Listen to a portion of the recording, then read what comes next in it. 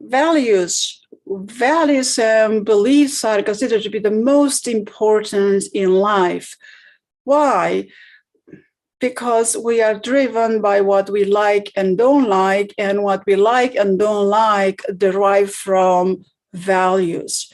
Beliefs, well, we have values when we are little children and toddlers, of course, but after that, we develop beliefs. Values and beliefs, they sit at the behavior, at the very basis of our behavior, the basis of the decisions we make in life, and pretty much they decide the happiness, the amount of happiness that we're going to have in life. Even the emotional health, even the physical health, values and beliefs are going to decide such things for us. So a lot of us are not very familiar with our values, because as we age, the values and beliefs, they keep adjusting, and that's normal, and they should, right? Because we're evolving. We don't want to remain rigid, very rigid, like, I'm going to say like what, right? But values and beliefs considered to be most important in life, because values are our heart's deepest desires for the way we want to interact with the world, with other people, and with ourselves.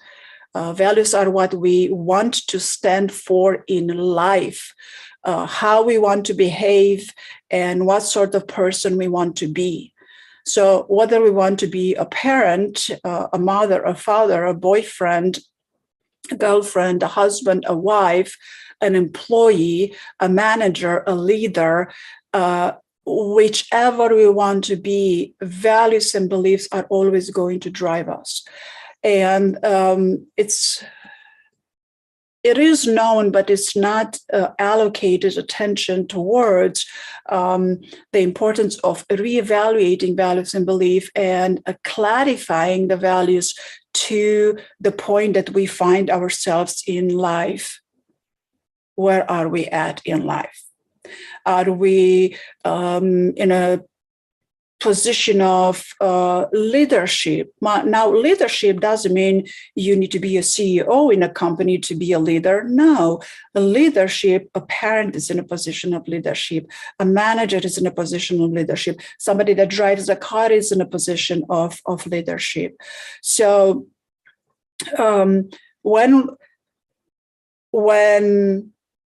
okay, how would I say this? Okay, so are we about to reevaluate and clarify our values only when we are in a position of leadership?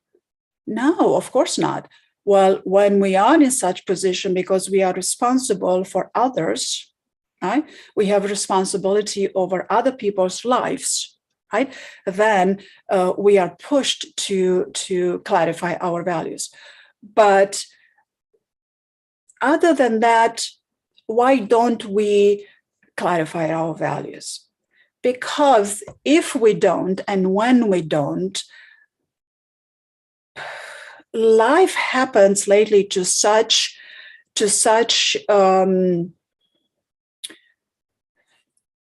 there are so many changes happening in such a short amount of time that we are overwhelmed, and we have been overwhelmed for a while, right? So clarifying our values, and first reclarifying our values and beliefs, and then reprioritizing our values, it's very important, and it has become a necessity. It has become a necessity for our mental well-being, for our emotional well-being, right? So why do we want to be emotionally well? Well, there's many reasons why. Because all kinds of wrongs happen if someone is not emotionally well. And in the past couple of years, the well-being of people has shifted tremendously. The mental well-being, the emotional well-being, which of course impacts the physical well-being, relationship well-being, and all kinds of well-being. So it's good to reevaluate the values for yourself. what happens, especially with my Eastern European comrades, when it comes down to values and beliefs, first they find it easier to point the finger at someone else. And it's not because they're, it's bad people, it's not the right thing to say, but this habitual, this instinctual automatic behavior has to do with a cultural aspect of Eastern Europe having to be of a different socio-cultural, economical aspect that are much different than the North America socioeconomical aspects, for example. And not everybody is aware of these influences of how this socio-economical impacts our well-being. Yeah, so it's highly advisable to reevaluate and clarify some of the values. And if I am to ask my people in the US of A, what values are they going to reevaluate first? What do you think they're going to reevaluate first? The relationships. If I'm going to ask my friends in the Eastern Europe of what values are they going to reevaluate first, what do you think they're going to say? They're going to say money and finance. And it's not wrong, but understanding what these values, how these values affect you and how they influence you and how they affect other people's lives, other people's in your lives, is important for your mental, emotional well-being.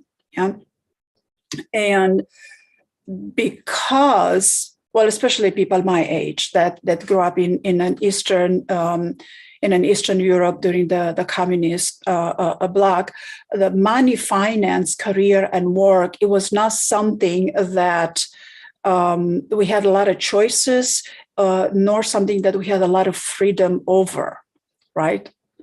And in individual, the self, what I call the self, being your unique individual, where you get to make choices, your own choices for who you are, for what you value. Again, it wasn't as available as it is here in the United States.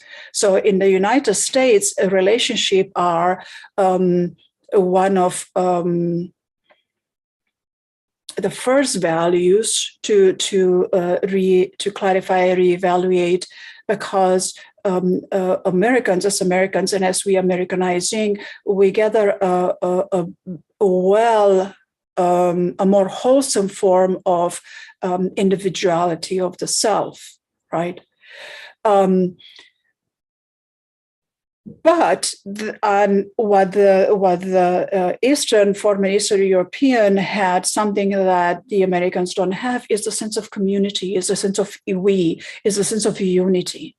So for the most part, in the sense of that unity, in the sense of community, we don't even use the word I as much as we use the word we. So I just had a conversation a few days ago in a group of people where it was brought to my attention that I shouldn't be using the word we as much. I should be referring to me and using the word I. And although I am very aware of that, it is still in my instinct after 30-some years of living in USA and Americanizing and all that. I still have it in my instinctual habit to for the unity, for the community, and not for the individual me to go before the unity and the community. And this is actually a gift. So if somebody brings to my attention that I should talk about me and I should use the word I more often, well, sometimes I should, correct, but sometimes it's not needed. But those who use the word I too much, maybe they try to use the word we a little more, and vice versa, and try to make a blend, because relationships are important to life. I mean, that's what we have out of life. That's what we take with us when we live, relationships. But within the relationship, the sense of the individual is very important. And a lot of relationships where they go wrong is that the sense of the individual is disrespected, whether people are bullied, whether people are put down, whether people are not respected, whether all kinds of issues with the self. So it's not that one side has it better than the other, but a blend of it will bring a lot of benefits. We need to have a sense of the individual, and we also need to have a good sense of the unity of the community, because both are important. The community, our community, doesn't exist without us.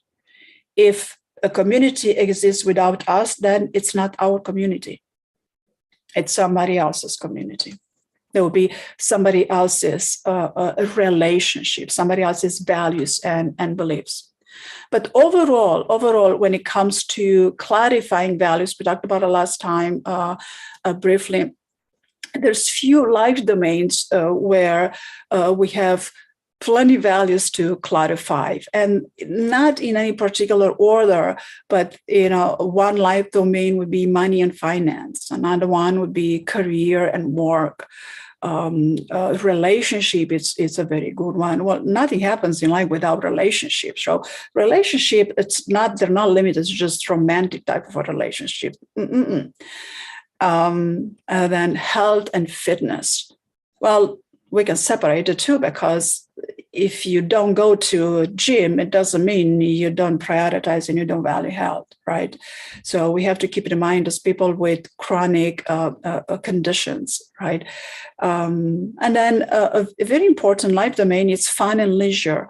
A lot of people don't allocate time, and they don't value fun and leisure. And that's okay when you're a solopreneur, entrepreneur, when you go about growing a business. But at some point, you do want to allocate some time for fun and leisure. Whatever fun and leisure means to you, that's what's going to be. It doesn't have to be a sunny day on a white sand, warm water, full of sunshine beach. Not everybody likes to be on a beach, right? But then a lot of people value growth and learning. And there are people that do not value, they have zero value over growth and learning. I mean, they grow and learn regardless, but the value they put on growth and learning, it's very small. And then you wonder why people don't get along, right? And then spirituality. Spirituality is such a big, important value to clarify, because spirituality doesn't mean a religion. And that has become very, very apparent lately, unless somebody is heavy religious and spirituality for them being religion, and that is fine. That would be their value. Community, I talked about community. It's also a very big, a very important life domain off of which values, it helps a lot to clarify values. So I have a course set up for value clarification, and I'm going to set up a challenge, a life challenge going in January, February, March. I'm going to set up a weekly life challenge and over different life domains for clarifying values and strengths and beliefs for the purpose of, well, the New Year's is coming, right? The New Year's is coming, and with every new year, we want to renew ourselves. And we want to, what I would like to have you focus on renewal is balancing the private life with the work life, creating a balance in between. Because when we lack this balance, a lot of things go unpleasant, to say the least. All right. So, Randy, let's see Randy, what do you have to enlighten us with your wisdom about values, especially from a North American perspective, you being born and raised here in the North USA? I don't know about any wisdom. That's for sure. Okay, now you're being silly. Okay, see, there you go. Your value is humor. Humor is what it's important to you, and I love your humor. But a lot of people will not get that. All right, so go on.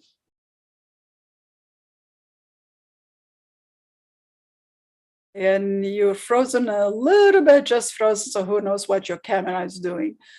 So when it comes to relationship, for example, is Randy available? Yes, his camera is working. Randy?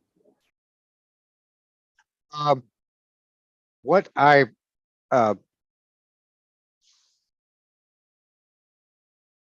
grew up in the south of the northern part of the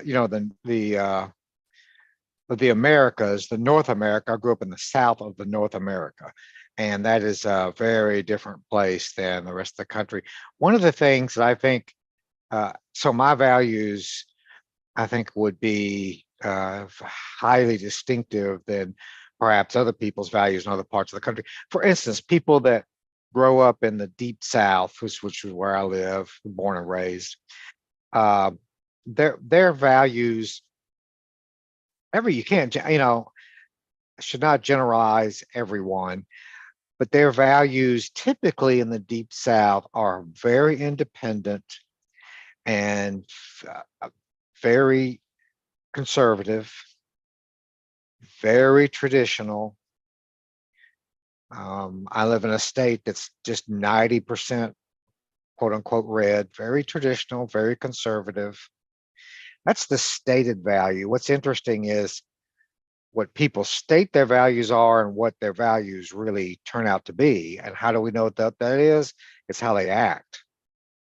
I just read a story this afternoon, I believe, about and this is south, south part of the country, of my country, that there's this pastor in Florida that got loaned or got grants from the government during COVID for $8 billion with a B, $8 billion, and used it, of course, to buy all this fancy stuff, all this luxury stuff. And this was a pastor, Christian pastor, that supposedly preached the message of the Bible, the gospel, and yet his actions were very much against it. That's just one example. But I think one of the things that I believe that it should be a red flag for all of us is when anyone says, my values are the right values, and my values are the truth, especially that word truth. And Yes. Go on. That's very important. If one listens to people arguing or listens to social media and listens to people debate, eventually somebody's going to say, I know the truth. This is the truth. And that to me is a major red flag, because Jesus himself asked, what is truth? And when somebody thinks or believes and has a value that they know what the truth is and the rest of us don't, that's a bad sign, in my opinion. It's a danger sign, I should say, not bad, but danger.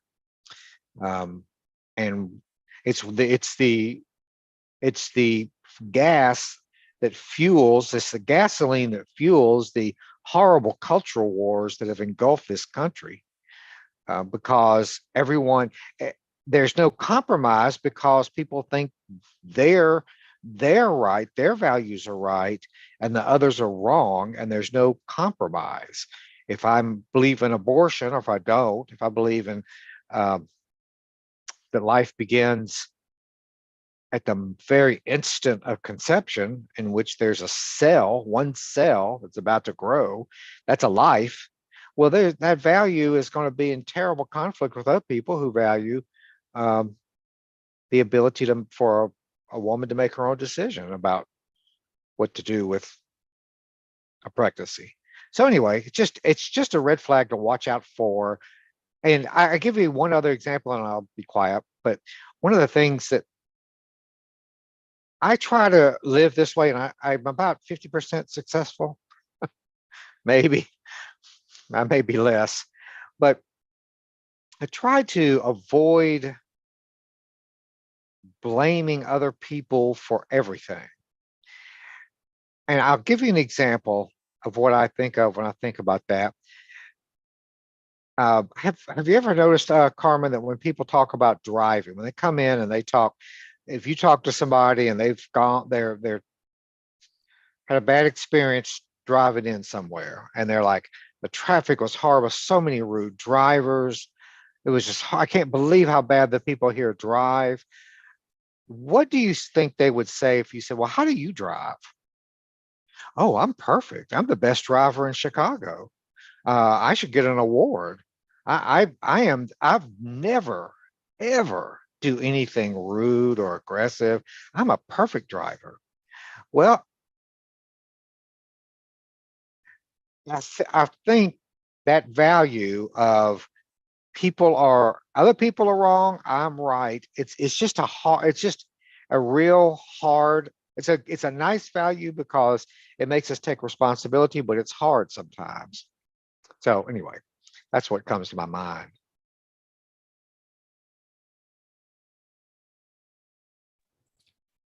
Yes, yes. Somehow, a lot of people, yes, I have a lot of ideas. I have a stampede of ideas again.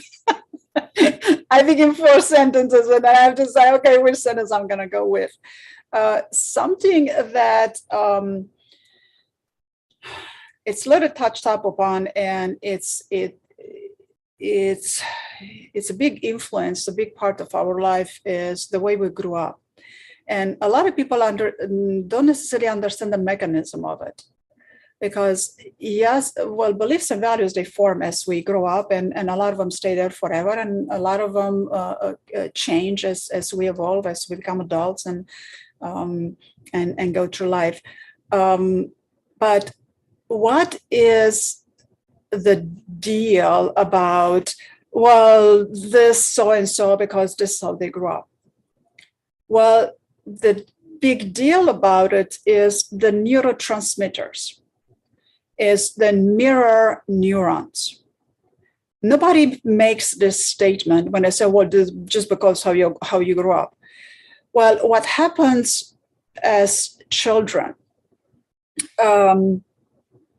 children learn behavior from the people around them, whether it's their parents, their adults, their caregiver, their school, their mother, father, teacher, minister, everybody around them, including parents. That's how they learn behavior.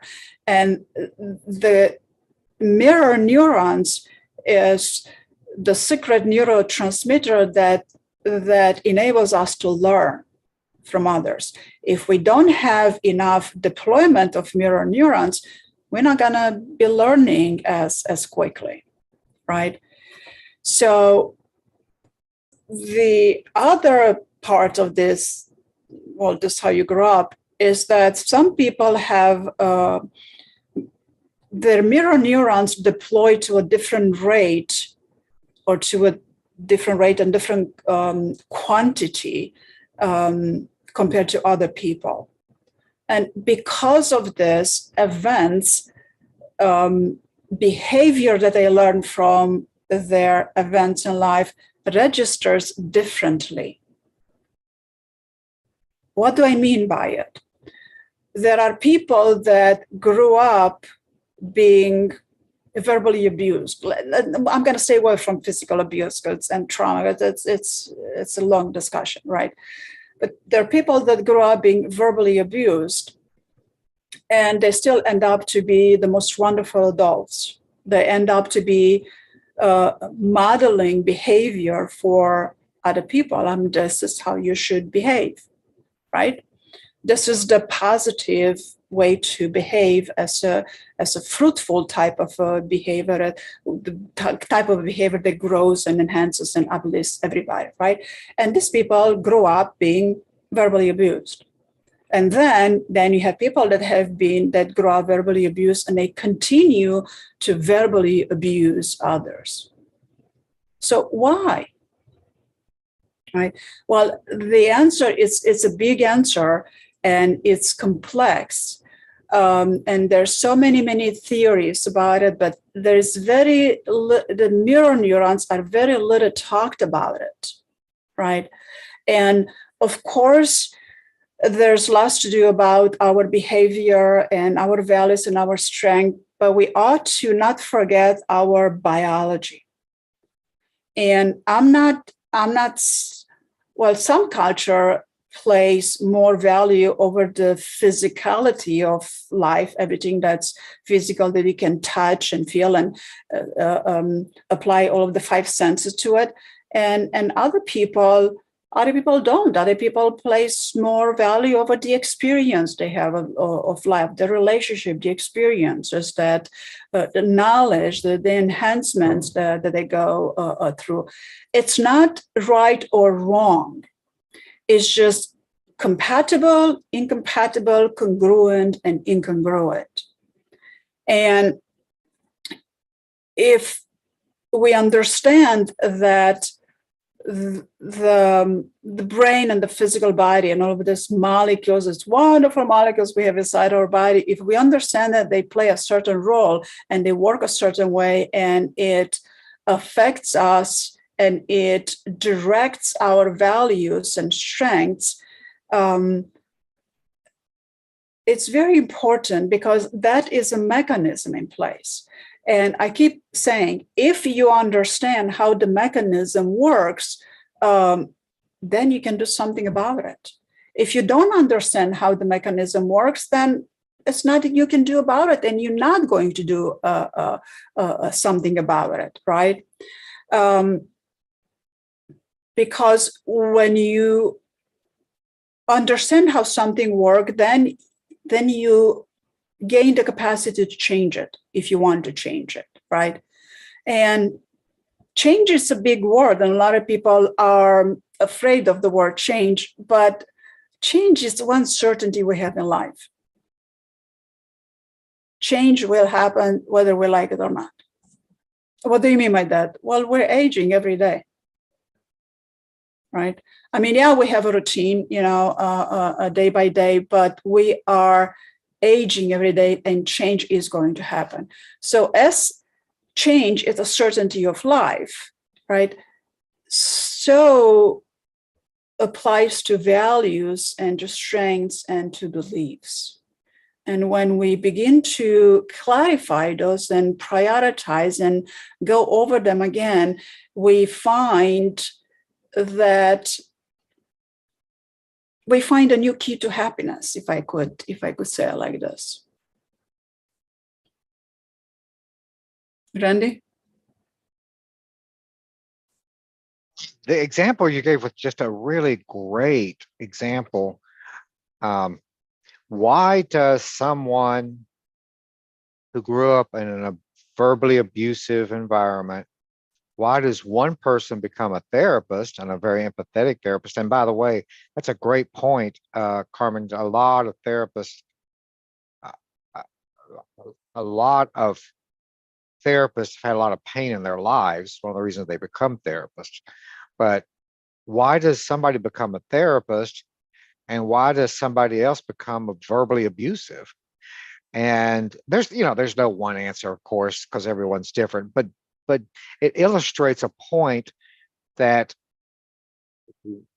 we're aware of that's essential, and that is, what is motivating us? If I want, because if you ask somebody who's verbally abusive, do you intend to abuse and create pain and make life miserable for the people around you? Unless they're sociopathic, and even then, they're going to say, no, I want everything to be, I want everything to be happy. I grew up in a horrible family. I want that to be different. Well, why are they acting differently then? What's the reason? What their value, their stated value is they want love and happiness and a good relationship with people. Their actions, which is another form of values, is that they cause pain and misery and destroy and hurt people. Why is there such a common? Well, part of it is, as I understand it, and Carmen, you know this better than me, really, because you've been in this field so much longer. But part of it is, so I'd be curious to know if you agree. Uh, from what I understand, part of it is our subconscious. Our subconscious struggles with those values. And if there's a subconscious struggle about how do I show love, and do I need to, and I've heard this before, I think every therapist has, well, I only hit them because I love them. I can't help it. That's how I show, not how I show love, but it's my love for them. If I didn't love them that much, I wouldn't have hurt them, wouldn't have hit them. And you're like, well, what? That doesn't add up. And part of it is unconscious, subconscious struggles of unresolved issues from childhood. And that's where hypnosis, and I don't mean to be, I'm not selling hypnosis, but I am. But that's, as I understand it, that's where something like hypnosis or the feelfulness therapy can help people understand the reasons that they're acting. And that's just one way. You know, another way would be, I want to live healthy because my dad died at the age of 55 of a massive heart attack, and I'm 54 and I want to live healthy and I want to live another 20, 30 years. But boy, I sure love to eat, blah, blah, blah. Why? Well, there's that unconscious conflict, subconscious conflict, or unconscious. And hypnosis, psychotherapy, hypnosis can do it in a few sessions to determine what is the unresolved conflict that's being acted out here. Would you agree? I wholeheartedly agree. Yes, absolutely. That is, okay, I'm going to talk about Romanians. So there is I have a stampede of sentences again. Okay, so in Romania, I mean most of Eastern Europe, but I'm going to stick to Romania. In Romania, psychology started to develop in 1990, 1990. 1990. As before 1990, this is right after the revolution in 89, psychology was believed to be, what's the word? Philosophy. Philosophy? I mean, that's what it was, right? So here we are in United States in 1990, we're beginning to develop emotional intelligence, right? And, you know, take psychology and take positive psychology and take all of the positiveness of it and put it in emotional intelligence, you know, put a lot of empathy to it and put emotional intelligence. And here we are in the United States developing and spending the emotional intelligence, and other people, they barely grasp the concept of psychology and what psychology does. Right? Because psychology is not psychiatry. Psychiatry is not psychology. Psychology is not hypnotherapy, and so on. They are interrelated into the fact that it deals with people's hearts and minds and soul, but each they have their own unique approaches. But when it comes to hypnosis, it's very little known. Well, even here in the US, I'm hearing that hypnosis is the oldest form of psychotherapy and the oldest form of healing the psyche, healing the heart, the soul, the mind of a human, right? So we need to remember that psychotherapy evolved from hypnosis. Psychiatry evolved from psychoanalysis, which evolved from, it was discovered, so to speak, from hypnosis sessions. Now, hypnosis is very powerful, but it's not to be done, it's not to be performed by anybody. And stage hypnosis is entertaining and it's cute and it's fun, but that's not what therapeutic hypnosis is about. And hypnosis comes with many different forms. And there's conversational hypnosis to give it a try. But for example, what is a state of hypnosis? Hypnosis, it's a state of relaxed, focused concentration of one item at a time, right? You cannot release, you cannot let go of something if you don't relax your physical body. Yeah, like think of it when you go to the bathroom. Try, if you don't relax your muscles, they're not going to come out. Yeah, try to push them. I mean, you can squeeze your muscles. You can make a fist and get very rigid. You can make it with your action, with doing. But when you relax something, you cannot force that to happen. You can force a fist to happen, but you cannot force a relaxation to happen, right? And a lot of people have a hard time understanding this. And the quickest way to understand it is just make a fist and intentionally make a fist and then intentionally relax it. And see how quickly intentionally is going to relax, because it's not. You're just going to go from one tension to another tension. You're going to go from squeezing to, and this is tension too, right? So hypnosis, it's extremely valuable, especially, for everybody, but even with people that don't know how to relax, it's highly valuable to them because they learn how to relax. And I'm seeing hypnosis with my Romanian friends, and a lot of them go, "Oh, well, are you relaxed?" "Yeah." "That was it?" "Well, yeah, we weren't going to do surgery. I wasn't going to put you to sleep and give you anesthesia, and then you were going to come back and not know what happened." No, sometimes that happens and sometimes it doesn't, right? But once we understand that when we watch TV, we're hypnotized.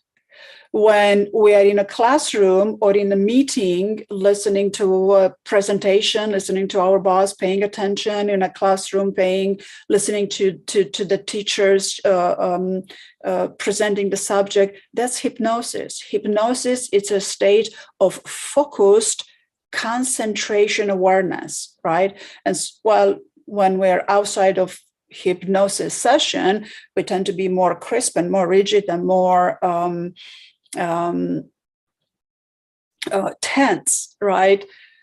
Well, come in a hypnosis session, first, we're going to help you relax. Now, there are people that they cannot relax the entire session and they think nothing has happened. But then you talk to them a few days later and so many good things have gone in their life, right?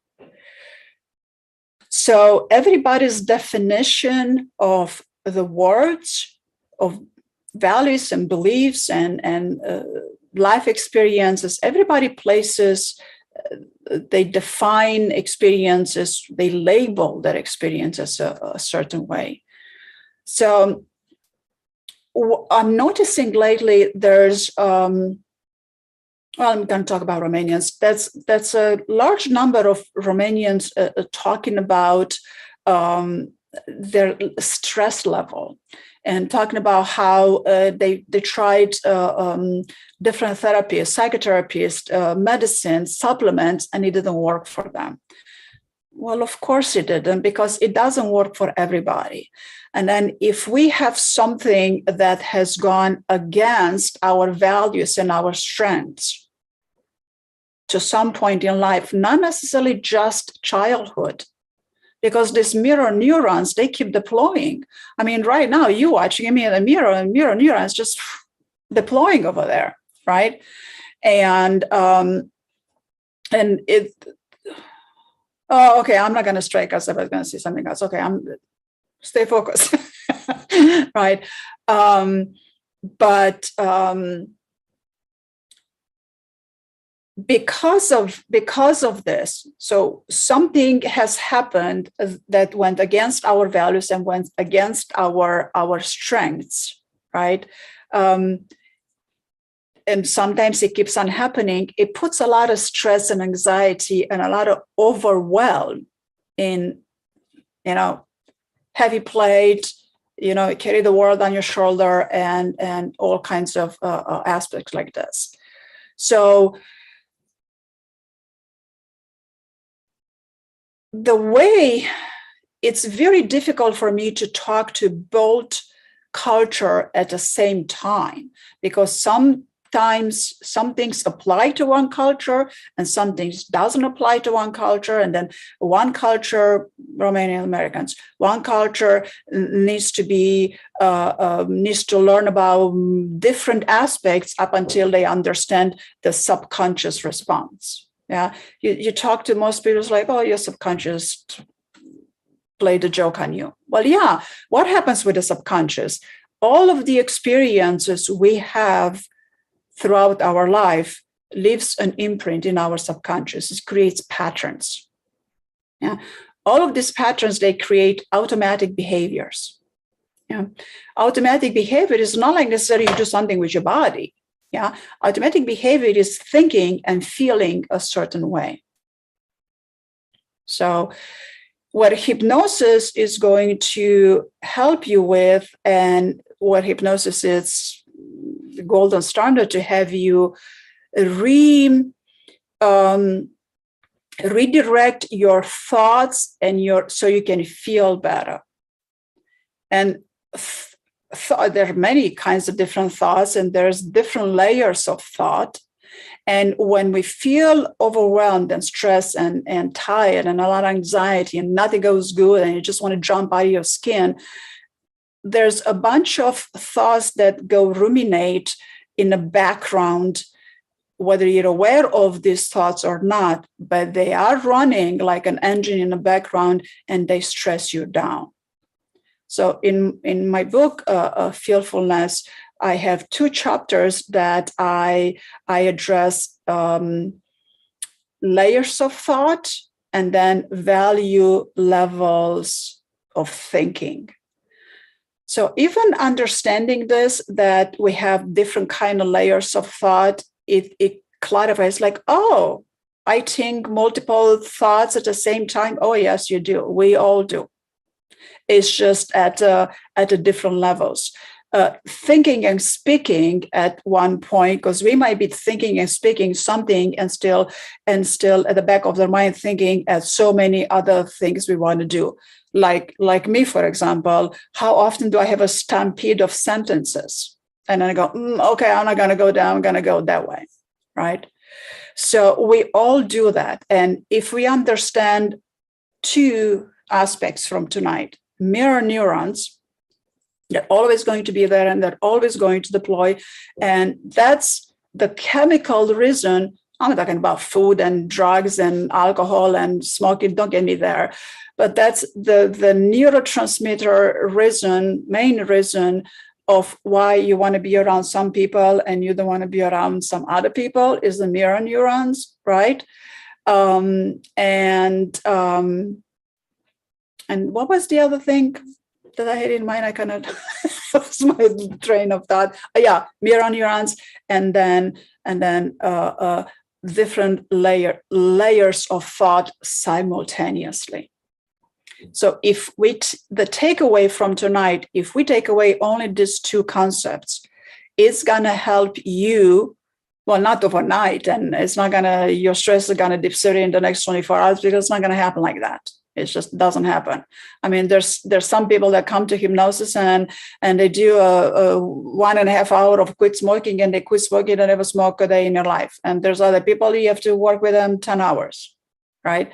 So people's willingness and that intention and how they want to go about it, you have to put a little bit of effort into whatever you want to try to accomplish, because it doesn't fall from the sky. Rain doesn't fall from the sky. First, the water was on the ground that evaporated, it went up, it formed clouds, and then the clouds released droplets of water, and then sometimes snow, right? So it doesn't fall from the sky unless there's an asteroid, right? From whatever. So, and then of course, there are a lot of people that expect that in hypnosis, things will fall from the sky and then everything, their mindset is going to change. Well, I've noticed this with Romanians, that they're still so tensed that they want to give it a try, but then they don't believe it. They want to give it a try, but then they expect everything else to happen and then to do nothing about it. All you have to do is allow a different course of thinking. Try thinking a little differently. Try. And once you try to think a little differently, well, that means you're going to value a little differently. You're going to see different strengths. You're going to prioritize a little bit and try to think a little differently and see what results is that bringing in your life. I love the results it brought in my life when I adopted a different mindset. People call it mindset. It's a big word. Just have different thoughts every now and then. Try to reframe. We call it in therapy, we call it a reframe. Look at it from a different perspective. It's like, oh, this is how I'm seeing it. Okay, what if I'm seeing it from a different light? How else can I look at this thing? Because one of the difficulties that Eastern Europeans, or communist bloc, they face is that in a communism type of a socio-economical construct, there is something called the way. This is the way. Right. And then you have the same thing in religion. In religion, you have the way. This is the way. That's the answer. That's the way to do it. Traditions also come in play and also say, in addition to socioeconomical and religion, then you have traditions. This is the way. And if we are stuck in the way, oh, they told me that's the way to do it. Okay, then if we are stuck in the way, you're going to continue to have stress and anxiety and overwhelm, and you're going to continue to want to jump out of your skin. The moment you allow the way to exist, but also let's just try to think a little differently. Oh, what would happen if I would pretend to think differently? It's so easier to think differently. I mean, I'm teaching people how to feel a feeling by choice. Yeah, that's a very advanced technique, which is doable in no time, right? So to have different thoughts, to try a different way of thinking, that is so easy and so simple to do. It's just where people get stuck, they get stuck into the fact that this is the way. And this doesn't apply necessarily to my Eastern Romanians, Eastern European people. Applies also to anybody that went to school and learned that this is the way to do things. Well, yes, it is, but it's not the only way. And there are flavors and shades to it. There's creativity. You have the tools, and now use the tools for the betterness of the outcome. What are you trying to achieve? right? Because you can hear a lot of professionals say, no, that's not how you do it. That's how you don't do that. Yeah, there is a code of ethics, of course. I mean, even with therapists, there's a code of ethics, of course. And then you hear professionals, even therapists, like, no, you don't do that. No, that doesn't work. Well, have you tried it? No, I never tried it. So what if you pretend to think differently and see what happens? Is it bringing you any results? Randy? There was an example of exactly that shift that I heard of. I actually, in some of my training, I got trained in EMDR, and one of the trainings was one of this guy. I'm sorry, EMDR is a type of trauma treatment, but it's very similar to hypnosis, and hypnosis similar to EMDR. There are major differences, but they're more similar than they are different, in my opinion. But this guy was undergoing this trauma treatment, and he had been abused horribly by his father for years and years and years. Anyway, to make a long story short, after going through this and revisiting the experience that he had, there was one particular experience was his father just horribly shamed him, and it was such a traumatic moment that he remembered it to that day, and he just hated his father for that. Well, in the course of the therapy, he revisited that incident, and one of the things that he became aware of during that period was the client, was older than what his father was when that incident happened. He was older than when in fact, his father was like 23 or 24 when he did this horrible, horrible shaming moment. And the client was in his 30s, I think, or early 30s, late 20s, early 30s.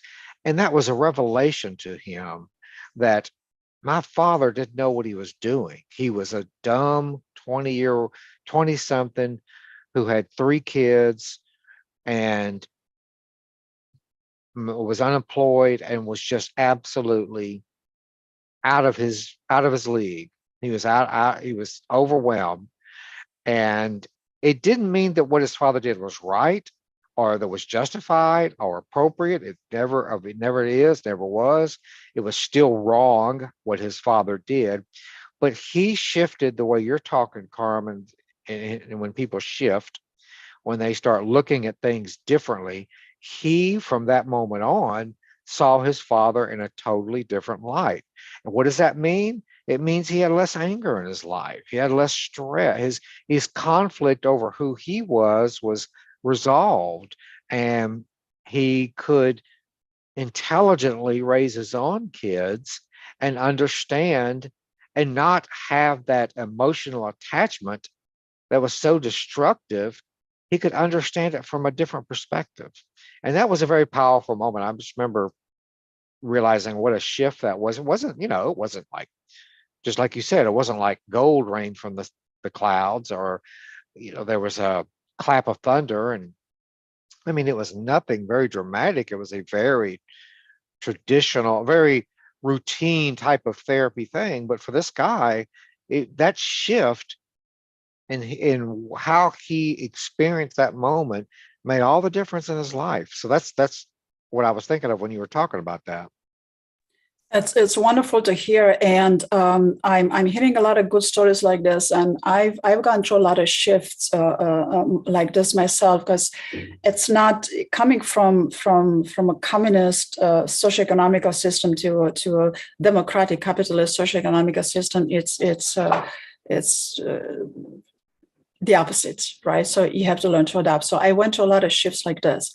But what came to mind, this is, see, what little bit of what if, and just having different thoughts has such a big impact in someone's life. But if I am to have this kind of shift with a Romanian, for example, they're not going to be aware, they're not going to acknowledge that this is a big shift. Why? Because I'm talking about Romanians my age, right? Because the way we grew up in Romania under the golden era, supplies were limited. We had we had high demand, low supplies. So I'm talking supplies like basic food, clean water, electricity, transport, things like that, right? Don't even get me to choices. There were no choices to exercise there, right? So when people are attributing so much, it's not necessarily valued. This is so ingrained in a subconscious, all of the patterns that materialism is important. Yes, it is, but this was done back then. So now you're here, you have a home, you have clean water, you have electricity, you have you have choices. We have to become aware of the old pattern, let it be, say thank you for it. I've learned a lot from that pattern, and I'm so much stronger because of it. Now let's value experiences of life a little differently and maybe a little more, because then I'm going to make a bigger shift. I'm going to have lesser stress, and I'm going to be happier, and I'm not going to want to jump out of my skin. And this kind of shifts may or may not happen in talk therapy. It's hard to make these shifts happen in talk therapy in a short amount of time. Right? Because in talk therapy, people are usually so invested in what they're feeling and their story, and they keep on going and rehashing the stories like a tape they plays over and over and over again, which is okay. I mean, some people need to talk and need to go through it, and it's very healthy. But to make this kind of shift that you talked about in one session, it's significant. It shifts your life. And by you have your life shifted, and you can help someone else shift their lives, right? It's important. It's highly important, and I love helping. This my Romanian friends, but a lot of them are stuck into the material things, and it takes a while to reframe all of that and bring and shed more light into the relationship and experience part of life, where you can still be happy and have great experiences of life, even if you don't follow all the traditions, right? Because what happens now, especially now, a lot of Romanians, including me, they are shamed for not keeping up with the traditions, not keeping up the Romanian values, the Romanian cultures. I'm more Romanian than most other people. I'm evolving. I'm helping Romanians evolve. That's very Romanian, right? So shaming in Romanian culture it's a very sore point, and I'm noticing even Romanian professionals, they shame each other. So getting over shame and getting into the sense of self, it's a lot of work for Romanians that need to be done over there. Americans don't necessarily deal with this aspect as heavily as I'm talking about generally as a culture, not as an individual, because it can be very different. I mean, it can be. I have clients that grew up in a gang community, and of course they deal with shame and very similar issues that communism Romania offers were offered, right? But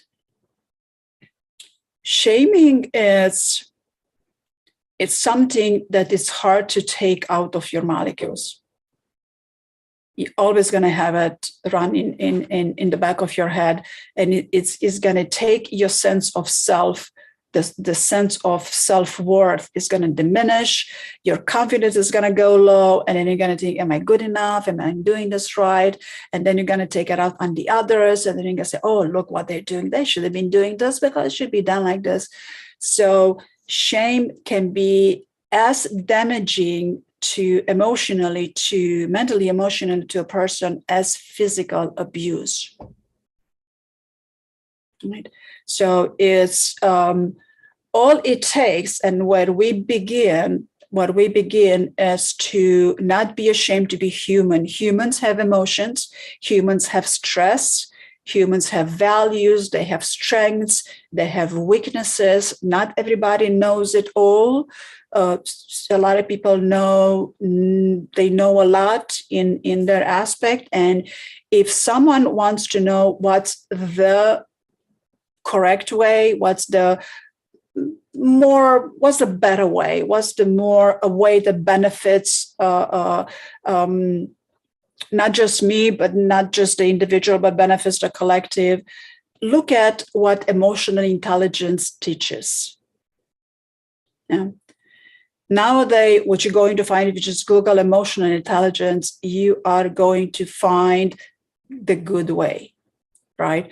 Because the healthy way, because right and wrong, it's relative.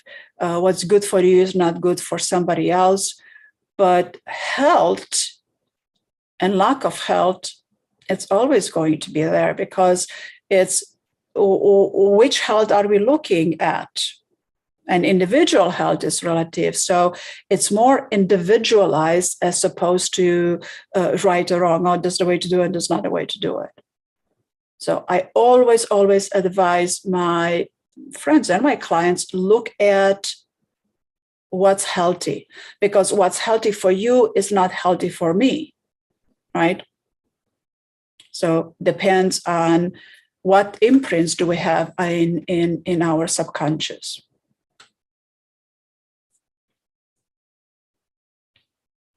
Randy? Yeah. I don't know if I have anything to say add to that.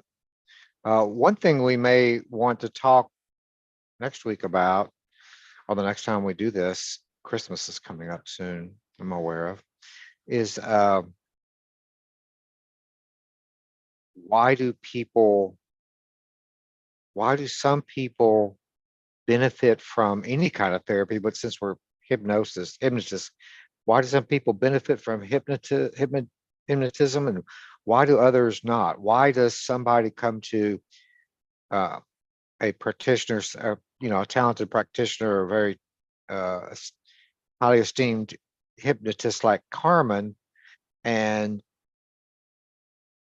Carmen gives them some very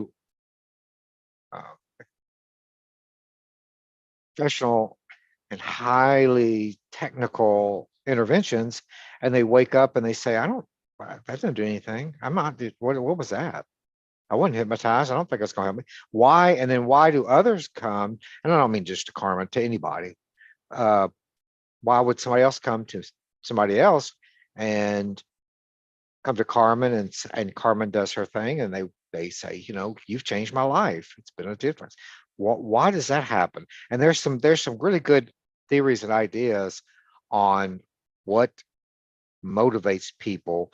A good therapist, including hypnotists, is going to be extremely aware of that. One of the classes I took recently, their recommendation is, do not hypnotize somebody, do not take their money, don't put them on your caseload, unless they're on a scale of 0 to 10, unless they're at least a 7 wanting to change. Anything below a 7, you should not take their money. You're wasting their money, their time, and your time. So we can talk more about that. It's got some very interesting things about that next time, maybe. You're correct. Yes, yes, definitely. And I think I touched up a little bit on it. A very important aspect that is when it comes to hypnosis. Well, any health related practitioner, they expect the health practitioner to make it happen for them without them having any effort. So if you come in with that expectation, something will happen, but big transformation is going to take a little bit of time. And some people, they like to maintain their diagnosis and their need for care because of secondary gain. Yeah, which is not wrong. It's what they value.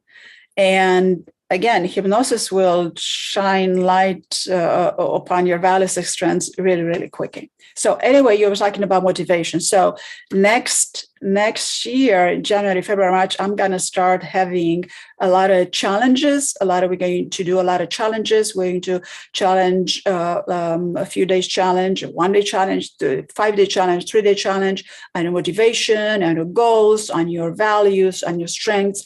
This is going to catapult you into balancing your private life to work life, and have you be successful at healthy, wealthy, wise. All right. Thank you, Randy. This has been a delight. Totally agree. Very interesting, very enlightening. Yes, and we'll see you next week, because me and Randy enjoy doing this. See you later. Bye.